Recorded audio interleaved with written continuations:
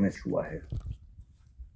यानी कि अगर आपसे सवाल पूछ रहे कि कबीर और बिहारी में ज्यादा महान कौन है, तो आप क्या कहेंगे?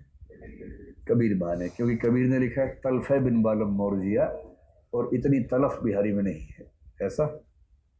या कबीर ने वो लिखा है जाति पाति पूछे नहीं कोई, हरि को भजे सो हरि का होई। Very good.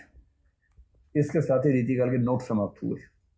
ध्यान रखना, रीतिकाल समाप्त नहीं हुआ, रीतिकाल के नोट समाप्त हुए। प्रश्नों का वो भंडार निकालिए जो मैंने आपको लिखवाया था, पहले उसको करते हैं पूरा, फिर देखते हैं यूपीएससी आपकी बराबरी कर पाती है या नहीं कर पाती है। चलिए, वर्ग 1 और 2 हो चुका था, हाँ या ना? हो गया सर। वर्ग 3 रीति मुक्त काव्यधारा। रीति मुक्त काव्यधारा की विशेषताएं बताइए। 5 सितारे हैं, ध्यान रखना इस प्रश्न में। घनानंद और उनकी कविता। घनानंद प्रेम की पीर के कवि हैं।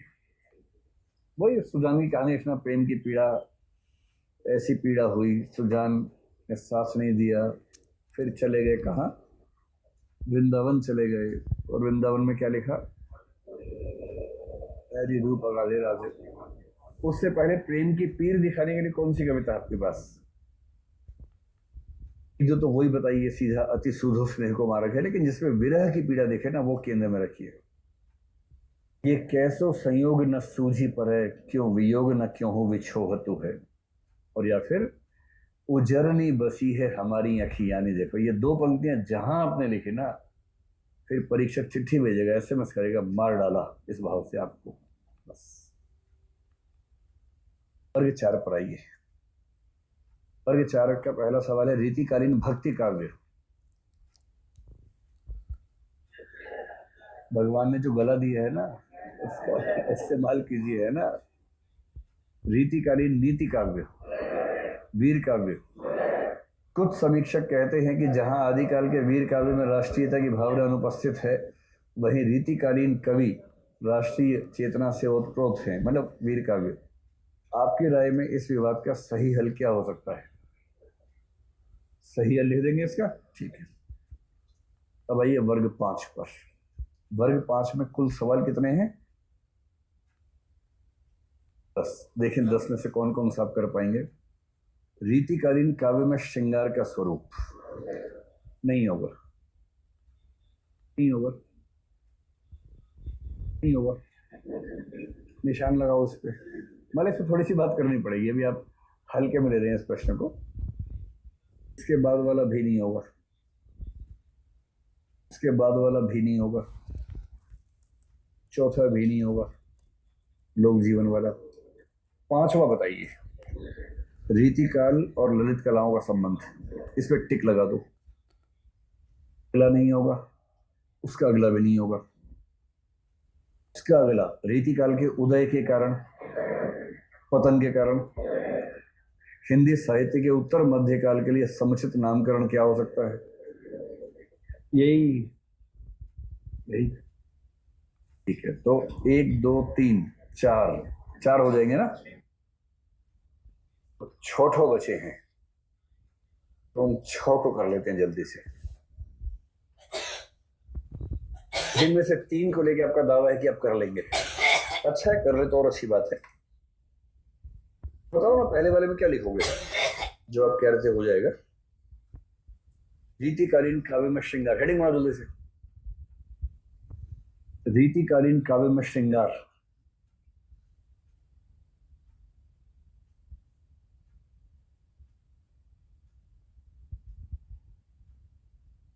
पहले मैं 3 शब्द लिखता हूं, आप बताइए इन तीनों के विस्तार में क्या अंतर है, फिर आगे खेलेंगे हम। प्रश्न पे गौर कीजिएगा, प्रश्न में क्या लिखा है। एक हो सकता है रीतिकालीन काव्य, हो सकता है रीति काव्य, हो सकता है रीतिबद्ध, रीति सिद्ध काव्य। क्या इन तीनों प्रश्नों का इनकी रेंज बराबर है? ये कह सकते हैं कि 2 की रेंज बराबर है, 1 की रेंज अलग है।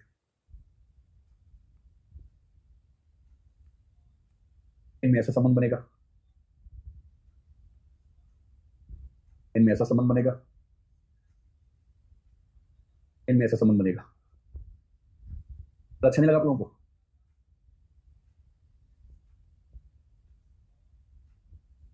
सारे ऑप्शंस है, कोई भी बॉल कहीं भी रख सकते हैं आप, जहां रखना चाहें रख के बता सकते हैं। तो कौन सा संबंध बनेगा? कितने लोग इस पक्ष में है कि पहला बनेगा? ऐसे लोगों की संख्या करीब 12 है, 15 मान लेते हैं। कितने लोग दूसरे के पक्ष में है? इनकी संख्या करीब 7-8 के आसपास है। तीसरे के पक्ष में कितने लोग हैं? कोई भी नहीं। और चौथे के पक्ष में? चौथा नहीं दिख रहा आप लोगों को? मतलब उपरोक्त में से कोई नहीं, वो चौथा है। एक गाय घास खा रही है, उसका चित्र नहीं था मुमताज साहब को कि वैसा चित्र है। इनमें सही संबंध तो पहले वाला ही बनेगा, जिसके पक्ष में 12 लोग हैं।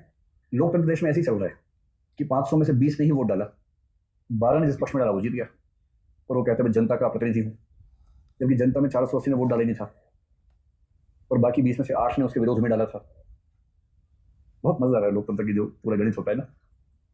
ये वाली व्याख्या एकदम ठीक है। अब आपको बताना है कि इसमें सबसे बड़ा गोला कौन सा है? दूसरा गोला। बताना है कि इसमें से बाएं वाला कौन सा है? आपको लगाइए, ऊट पटांग बातें कर करके ना हमें कंफ्यूज कर देता बार बार। इनमें से कोई भी लगा लीजिए आपस में। तो जब भी कोई प्रश्न आए, अगर लिखा हो रीतिकालीन काव्य, तो रीतिकालीन काव्य में सारी काव्य धाराएं रीतिबद्ध, रीति सिद्ध, रीति मुक्त, रीति इतर सब आ जाएंगे। अगर कोई कहे रीति काव्य, तो रीति काव्य का मतलब मोटे तौर पर होता है रीतिबद्ध और रीति सिद्ध मिलाकर, जो रीति की परंपरा में चलने वाला काव्य। रीतिबद्ध पूछे तो सिर्फ रीतिबद्ध, रीति सिद्ध पूछे तो सिर्फ रीति सिद्ध। अब आपको यह बताना है कि इस चित्र में रीति मुक्त काव्य कहाँ आएगा, रीति इतर काव्य कहाँ आएगा, देखना यह है। केवल हाथ खड़ा कर लीजिए, जो बता पाएगा। जिसने ये बता दिया उसका सी सेट तो हो जाएगा आराम से। रीति मुक्त और रीति इतर काव्य कहाँ सेट होगा ये बताना। हाथ खड़ा कीजिए, देखे कौन कौन है। बहुत बढ़िया, जबरदस्त। तो एक सवाल लड़के से पूछते हैं, लड़के से पूछ लेते हैं, पता लग जाएगा किसकी यात्रा कहाँ तक पहुंची है। बताओ भाई। हाँ आप बताइए। हाँ या यहाँ? यहाँ पक्का? तो ये तो यहाँ बता रहे हैं, दोनों ही आएंगे पक्का। रीति मुक्त रीति इतर हुई, सोच लो, बैठो, आप बताएं।